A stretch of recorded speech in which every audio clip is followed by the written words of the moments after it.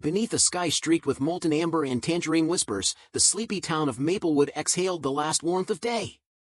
In her sleek car, Vanessa Carter, a distinguished judge whose mere presence exuded both resilience and refined authority, steered home after a marathon session in the courthouse. At the dawn of her 50s, her deep, luminous skin glowed with pride. She had just delivered a verdict in a landmark case and craved nothing more than a tranquil evening with her family. Yet, as she navigated the quiet downtown, a sudden burst of crimson and sapphire lights danced in her rearview mirror, a surreal omen that would shatter the calm. What unexpected trial awaited her on this dusky road? With a puzzled frown, Vanessa eased her car to the roadside. She hadn't flouted any law, no speeding, no errant maneuvers, but fate had drawn another card.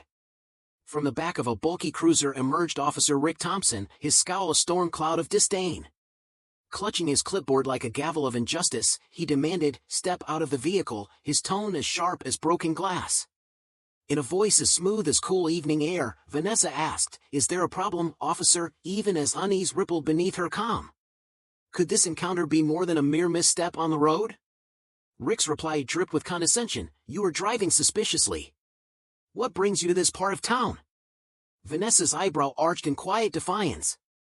"I live here, am I to be punished for that?" she inquired, her words carrying the weight of quiet dignity. The officer's retort came like a snapping whip, "Don't get smart with me. Step out now." Her heart sank, recognizing that this confrontation was not about traffic rules but a darker, unspoken prejudice. Reluctantly, Vanessa opened her door, stepping out with measured grace, hands raised in a gesture of openness yet betraying the storm inside. Was this a simple error, or the prelude to a deeper injustice? As the crisp evening air mingled with tension, Officer Thompson's eyes narrowed with a predatory glint. "What's in your purse?" he barked, his demand a thinly veiled search for fault. With quiet resolve, Vanessa offered her bag, knowing full well that he was angling for a pretext. The officer rifled through her belongings, wallet, keys, finding nothing out of place, yet his scowl deepened. Muttering under his breath about entitlement and disrespect, he ordered, "Place your hands on the car." Though shocked, Vanessa complied, her actions betraying no fear. In one swift, brutal motion, Rick seized her arm and twisted it behind her back, declaring in a cold tone, "You're under arrest for resisting an officer." How could one act of authority unravel into such raw abuse? Pain flared and disbelief burst from Vanessa as she protested, "I haven't resisted anything." Yet her words fell on deaf ears while Rick pinned her against the car, dismissing her cries with callous indifference. At that moment, a small throng gathered, curious onlookers whose smartphones began capturing the unfolding injustice. A determined voice caught through the murmurs, "What in the world is happening here?" It belonged to Mia, a young local journalist with a spark in her eyes, instantly recognizing the dignified woman as Judge Carter. Her phone recorded every second, every anguished moment, as if immortalizing a pivotal stand against abuse. Would the public witness this dark chapter and demand retribution? Flushed with fury, Rick barked at the encroaching crowd to retreat. But Vanessa's composure shone through the humiliation. "I am Judge Vanessa Carter," she stated steadily, her tone both regal and resolute. "You are committing a grave error." In a mocking counter, the officer scoffed, "Yeah, right, like I'm in charge here." The bystanders exchanged incredulous glances as murmurs of disapproval filled the air. Unfazed, Mia edged closer, her lens unblinking as she chronicled every injustice for a world waiting to hear the truth. Could one man's cruelty be challenged by the watchful eyes of justice? Amid the rising tension, a man in his late 40s stepped forward with an air of quiet command. "Officer, do you understand the gravity of this moment?" he asked in a calm yet firm tone. Revealing himself as Attorney General Mark Hamilton, a steadfast advocate and colleague of Vanessa, he declared, "This isn't a simple roadside error, it's an assault on decency and justice." Rick's defiant facade faltered for a heartbeat before he retorted, "I don't care who she is, she's breaking the law." The charged air vibrated with anticipation as Hamilton's presence lent the situation a newfound gravitas. Was it too late for the rogue officer to justify his actions? Before the confrontation could descend further into chaos, the distant wail of sirens announced the arrival of reinforcements. 2 additional patrol cars rolled onto the scene, heralding the entry of Captain Laura Jenkins, Officer Thompson's superior and the voice of lawful order. With steely resolve, Captain Jenkins surveyed the fray. "Thompson, explain yourself," she demanded, her tone cool and unyielding. Rick, still reeling in his defensiveness, mumbled, "I was arresting her for resisting an officer." Jenkins then turned her compassionate gaze to Vanessa, who remained pressed against the car, and asked, "Ma'am, are you all right?" Despite the searing pain in her wrists, Vanessa managed a nod. "I'm fine, Captain, but this officer has overstepped every boundary of his power." Would the scales of justice finally tip in favor of truth? Captain Jenkins' eyes narrowed as she faced Rick.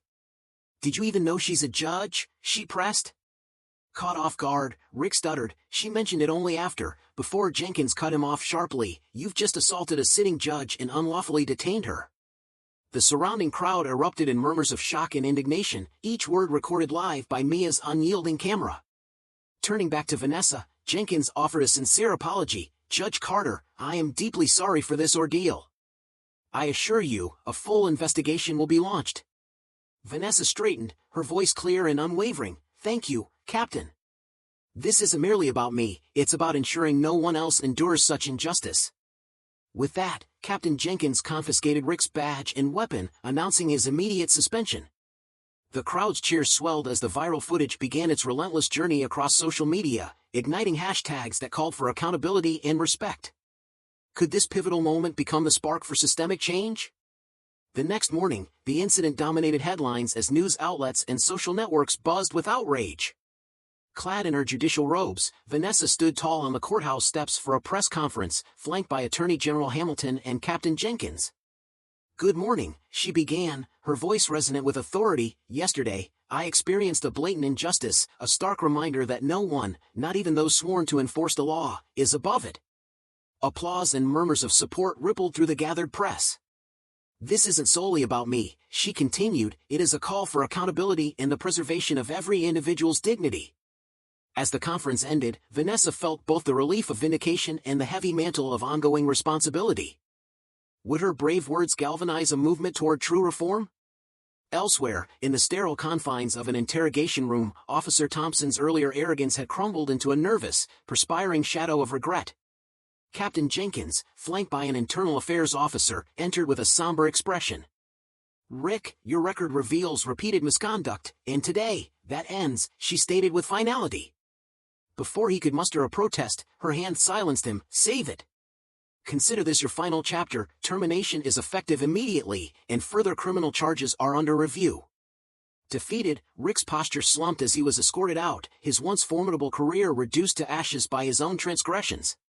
Was this the definitive end of a long history of abuse?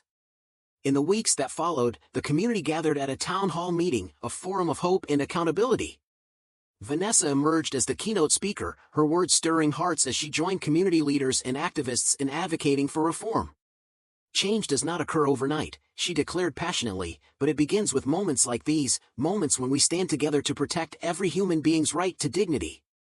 The room erupted in cheers, an outpouring of collective resolve to rebuild trust between law enforcement and the community. As months turned into milestones, Vanessa continued to champion justice, her experience transforming into a rallying cry for systemic reform. Could this unity and resolve reshape the future for generations to come? In the final act of this unfolding drama, Officer Thompson's trial culminated in a conviction for misconduct and excessive force. The police department, reeling from the fallout, introduced sweeping reforms, mandatory bias training and the creation of a civilian review board to ensure accountability. Vanessa's ordeal, born from cruelty and prejudice, had ignited a powerful movement, a movement that proved even in the darkest moments, the light of justice burns fiercely.